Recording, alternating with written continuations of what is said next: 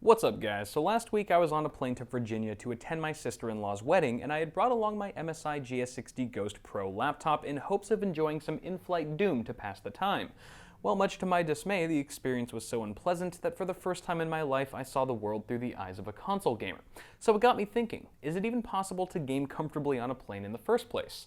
Assuming, of course, that you're a pleb like me with standard economy seating. Immediately, I was determined to see how much fun one could have gaming 30,000 feet in the air. So in addition to covering Computex in Asia, which is where I am now, I began a side quest to try and create the best airborne PC gaming experience possible during my 13-hour flight from LA to Taiwan. Of course, before we can tackle the issue, we must first look back at what went so horribly wrong en route to Virginia. To make a long story short, it was mostly the laptop's fault.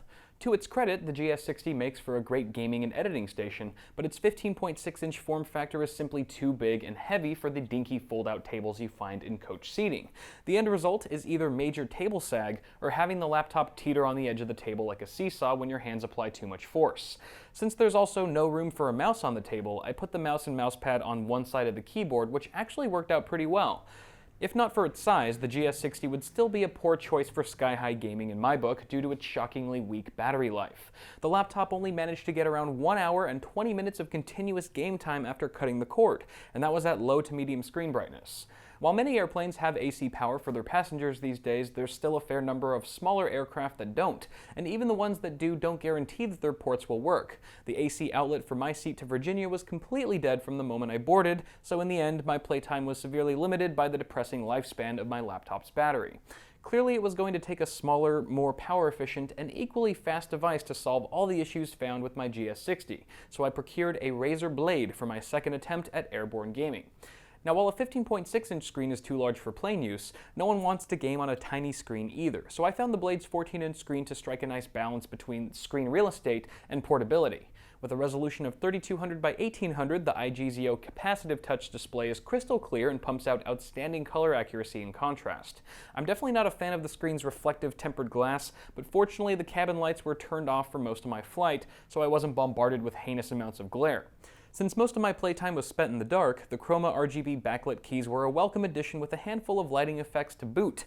I found key travel to be a tad on the shallow side, but the keys are well sized and spaced apart to allow for fluid gaming. As with the GS60, I had to use my mouse directly on the laptop despite its smaller profile. In this cramped configuration, the Blade's narrower 10-keyless design brings your hands closer together, pointing inward, which, while tolerable, isn't quite as comfortable as having your arms straight out in front of you. Another thing to consider here is how sharp the laptop's industrial design is. Quite literally. After a few hours of gaming, I noticed some slight irritation from my wrist constantly rubbing against the super straight edge of the Blade's housing. To avoid any discomfort on your next flight, I would suggest grabbing some repositional wrist rests for your laptop. I was happy to find working AC ports on the way to Taiwan, but the Blade's battery life certainly offers peace of mind in situations where you're not so lucky. At medium screen brightness, the laptop managed around 5 hours of straight Doom gameplay, a much greater lifespan than the GS60, which is pretty impressive considering they're both using the same CPU, 16 gigs of RAM, and GTX 970M. Given the identical specs, I benchmarked both laptops to see just how closely their performance lined up. In Firestrike Extreme, the Blade pushed out a score of 3,363 compared to the GS60's slightly higher 3,383. Testing Doom on high settings at 1080, both contenders performed more or less the same with no noticeable difference in gameplay experience between the two.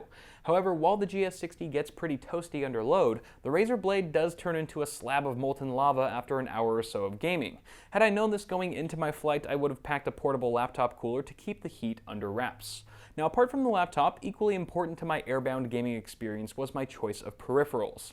In the past, I've talked extensively about the Logitech G602, so I won't dive too deep into what makes it so awesome. But the key point here is to use a wireless mouse that prevents cable clutter and interference in an already claustrophobic gaming space. Just make sure you pack extra batteries or a charging cable in your carry-on. Also, if your pride will allow it, the wireless floating nature of gamepads are well suited for plane use, assuming you're not running a game that relies heavily on keyboard and mouse.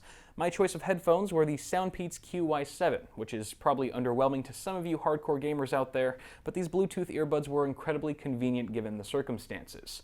Not only were they much lighter and more portable than a set of cans, but not being tethered to the laptop allowed for free movement about the cabin and made getting up out of my seat a whole lot easier. One thing that could have made the solution even more enjoyable would have been some noise cancelling action to tune out the plane's roaring jet engine and the shrill cries of an infant in distress. On a final note, there are some things to consider that come with the territory of gaming on a plane, regardless of the hardware you choose. For starters, expect the steely armrests of your seats to take a toll on your elbows after a few straight hours of gaming. A working remedy I found was to use some spare shirts in your luggage or request a blanket from the airline for use as a cushion.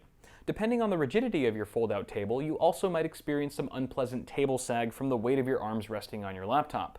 Again, shirts, blankets, and even pillows can be wedged between your legs on the table to prop it up and improve its overall stability. After all was said and done, having the right hardware and applying the few pro tips I learned allow me to game comfortably on the plane for 2 to 3 hours at a time while flying coach, which I think is pretty good in my book considering that's about how long I game at home before needing a short break.